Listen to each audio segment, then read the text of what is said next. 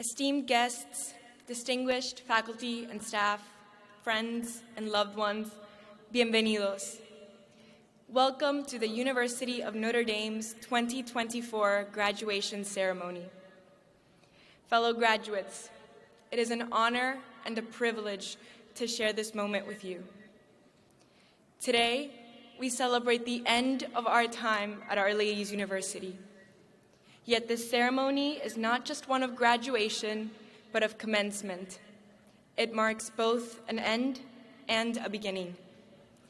So as we reminisce on the roads we have traveled and welcome those that lie ahead, I want to start with a thank you. Class of 2024, thank you for giving me hope.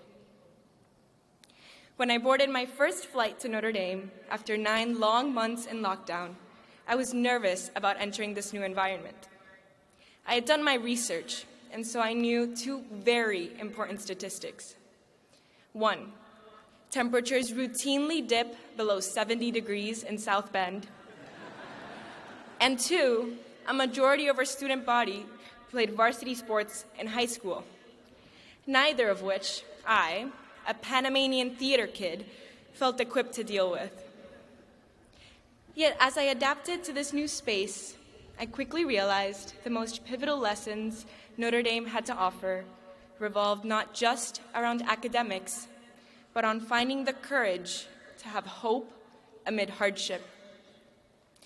Today, I wish to share 3 of these with you.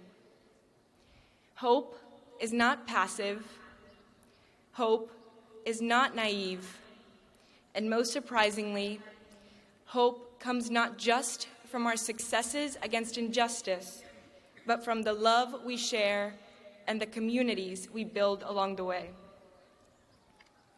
First, hope is not passive. Rather, it calls us to act, to find the courage to put learning at the service of justice. If our time at Notre Dame is any indication, every one of us has the potential for greatness. Today, let us celebrate all our class has achieved to give us hope for a brighter future. Let's celebrate Lucas Barreto, whose fervent commitment to environment-centered design led him to secure dependable and sustainable energy sources for his community in Puerto Rico. Let's celebrate Lusolo Matundu, who through her participation in initiatives like Walk the Walk, sought to protect the dignity of every student on this campus, regardless of their background. Let's celebrate Luke Linder, whose hard work and dedication led him to become a 2-time national champion in fencing, upholding a legacy of excellence for Notre Dame athletics. From leadership boards to D1 sports, in research and scholarship, we've continually stretched the boundaries of what we thought possible. With incredible faculty, facilities, and labs, Our Lady has supported our pursuit of these achievements. The inauguration of the university's Democracy Initiative further reminds us of its commitment to empower us to tackle pressing global issues. As a member of the class of 2024, I am proud to say that we have not taken these opportunities for granted. Rather, we have worked hard to make the best out of every program and club this institution offers, dedicating time for event planning and mentorship on top of a full course load. We've applied these skills in practical settings, clocking long hours over the summer in prestigious internships, labs, and service projects. Notre Dame students know how to give up comfort in the name of growth. With hard work and opportunity, we have achieved great things. But we have not done so alone, and now is the time to give thanks. We have been supported by incredible families, mentors, and peers whose compassion and heart push us to grow in new and exciting ways. As the child of 2 brilliant, devoted, and hardworking immigrants, I know precisely what it's like to have gratitude motivate discipline. Just so, the privilege of a Notre Dame education calls us out of complacency and into responsibility to do what we can with what we have been given and to give back to those who have made our journeys possible. Our gratitude for Notre Dame's commitment to education and community underlies our responsibility to pay it forward. We put love into action whenever we lend someone a hand, and thus assert Notre Dame's legacy in the world. Second, hope is not naive. It is not an avoidance of the world's challenges or injustices. Rather, it is in reckoning with them that we find the courage to bring change. I, for one, can say that these challenges have shaped every aspect of my life. They have shaped my heart, as my family's history has made it difficult to find identity and belonging amid different cultures. I grew up in Panama City, Panama, with Venezuelan and Puerto Rican parents, Cuban and Spanish grandparents.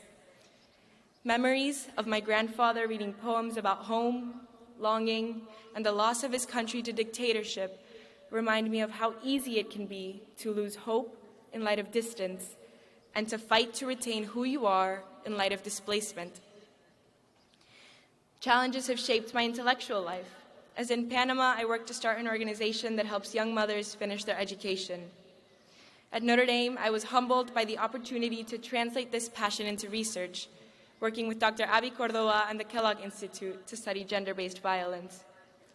But the more I learned about the depth of embedded injustices, the more I struggled to remain hopeful. What can I do in light of systemic barriers to change? Finally, challenges affected my spirit when at 17, I lost my best friend Paola in an accident. Upon arriving at Notre Dame, our community faced the loss of Valeria Espinel and Olivia Rojas, two friends we grieve not just for the conversations we had, but for all those we did not get to. How can we retain hope if nothing can prepare us for loss? Well, in different forms, we have all faced challenges we cannot control. For many, these experiences came while abroad, learning to face loneliness and discover one's identity amid cultural differences. For others, service experiences opened their eyes to a world of injustice and the distance that often hinders understanding. Inside each of us is an inner world full of all those things we have overcome and yet never make it to our resume. It is precisely these challenges that often erode our hope, for it is easy to become desensitized to injustice when no amount of achievement will allow us to bring change. Yet I pose that during our time here, our deepest learning and perhaps deepest growth has come from facing that very question. How can we maintain hope when greatness is no longer enough? This brings me to the third and most important lesson I've learned while here. Hope comes not just from our successes against injustice, but from the love we share along the way. Our Lady has taught us that we build hope through connection, for it is love, a commitment to the good of the other, that allows us to find meaning. My family's history allowed me to see the beauty in diversity and intergenerational understanding, of finding community where you never thought it possible. My experiences researching gender-based violence allowed me to contextualize volunteering at immigration clinics, where I learned how accompanying one migrant can make the brunt of injustice easier to bear. Finally, my experiences with loss remind me of the beauty in being remembered and what it is we truly leave behind. They pushed me to ask, what does it mean to live a meaningful life? At Notre Dame, we have learned that our worth is not measured by statistics, but rather in the myriad ways we act as a light to others, making their worlds just a little bit brighter. This looks like sitting with your friends in Hess for their late-night orgo grind sesh. It looks like Lane Obringer taking the time to walk with her fellow classmates and learn about what matters most to them. It looks like accompaniment and radically choosing to love those around you, because those are the relationships that give us hope. So what does it mean to be an ND graduate? It means we ask big questions on meaning and purpose. It means we seek community and create a space for the integral and holistic development of all those around us. It means we share the utmost care for the vulnerable, carrying a responsibility to use our talents to serve the common good. Most importantly, it means that we know who we are is more than what we do. That in a world that measures us from before we learn to speak, and where our own hunger for justice leaves us feeling hopeless in an unjust world, we know that our worth is tied not to the things we have accomplished, but to the light we bring into every interaction and connection. Our class serves as a testament to what can happen when you take that commitment to heart. Class of 2024, our time here has demonstrated that we can and will accomplish great things. But as soon-to-be Notre Dame graduates, I think we can challenge ourselves to go beyond that, to think that maybe we can strive not just to be great, but to be good. I'll end with my favorite quote, often attributed to St. Augustine. Hope has two beautiful daughters, anger and courage. Anger that things are the way they are, and courage to make them what they ought to be. Let us recognize the injustices around us that seem too large to conquer and all that lies beyond our control.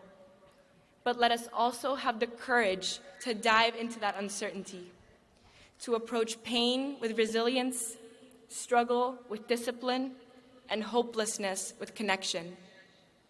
We have already demonstrated our capacity to find community in the face of distance. This, in the end, is what gives me hope. Not just that we will achieve great things in the face of adversity, because of that I am sure, but rather that we will find meaning in every life we touch along the way. So let us hope to be a light in a dimming world, shooting for the moon while remembering to love the stars. Thank you.